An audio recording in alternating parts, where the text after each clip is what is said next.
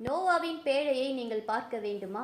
உலகம் அக்கிரமத்தினால் நிறைந்ததினால் மனுஷர் எல்லாரையும் ஜீவராசிகளையும் அழித்து நோவாவையும் அவன் குடும்பத்தை மட்டும் காக்க தேவன் தீர்மானித்து தமது திட்டத்தை நோவாவுக்கு வெளிப்படுத்துகிறார். நோவாவிடம் தேவன் ஜலப்பிரளயத்தை குறித்து தமது எச்சரிப்பை வெளிப்படுத்தினார். தேவன் ஜலப்பிரளயத்திலிருந்து தப்பும்படிக்கு நோவாவை கொப்பேர் மரத்தினால் ஒரு பேழையை செய்ய சொன்னார்.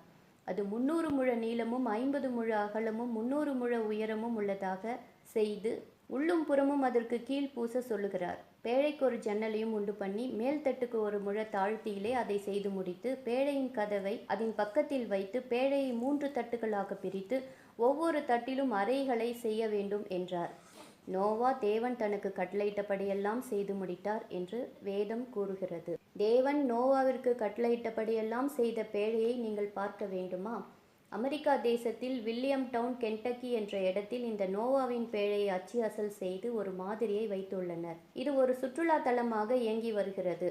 யூடியூபில் நோவா ஆர்க் ரெப்ளிகா இன் கென்டக்கி என்று டைப் செய்து இதை நீங்கள் பார்க்கலாம். நோவா காலத்து ஜலப்பிரளயம் உண்மை சம்பவம் என்று பார்ப்போம்.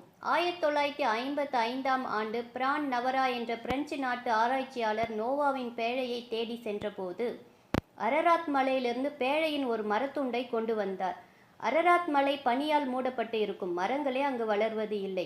கொண்டு வரப்பட்ட மரத்துண்டு கைகளினால் இழைக்கப்பட்டதாகவும் அது கீழ் பூசப்பட்டதாகவும் அது சுமார் 5000 வருடங்கள் முந்தினது என்றும் பார்டெக்ஸ் பல்கலைக்கழகம் ஆராய்ச்சி செய்து தெரிவித்துள்ளது. நோவா காலத்து ஜலப்பிரளயம் உண்மை சம்பவம் என்றால் ஆண்டவராகிய இயேசு கிறிஸ்துவின் 2ஆம் வருகையும் அப்படியே சம்பவிக்கப் போகிறது.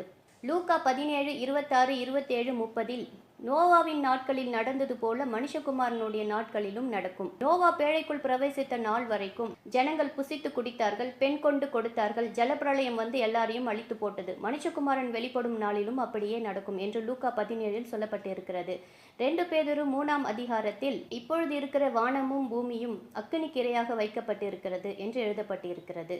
இச்செய்தியை கேட்டுக்கொண்டிருக்கிற சகோதரனே, சகோதரியே, நீங்கள் தப்பித்துக் கொள்ள ஒரு வழி உண்டு. ஆண்டவராகிய இயேசு கிறிஸ்துவின் இரத்தம் சகல பாவங்களையும் நீக்கி உங்களை சுத்திகரிக்கும்.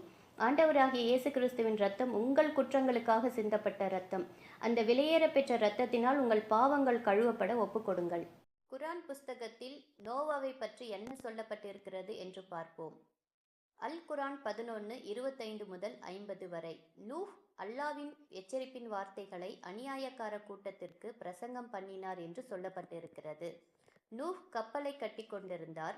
நூஹ் கப்பலை கட்டும் பொழுது அநியாயக்கார கூட்டத்தினர் அவரை கேலி செய்தனர் என்று சொல்லப்பட்டுள்ளது. மற்றும் ஆணும் பெண்ணும் ஜோடி ஜோடியாக சகலவித உயிரினங்களும் கப்பலுக்குள் பிரவேசித்தன. மற்றும் நூஹும் நூஹின் குடும்பமும் கப்பலுக்குள் பிரவேசித்தனர் என்று சொல்லப்பட்டிருக்கிறது. பின்பு பூமியின் மேல் தூஃபான் பெருவெள்ளம் உண்டாயிற்று. ஜலம் பெருவெள்ளமாகி பூமியின் மேல் மிகவும் பெருகிற்று.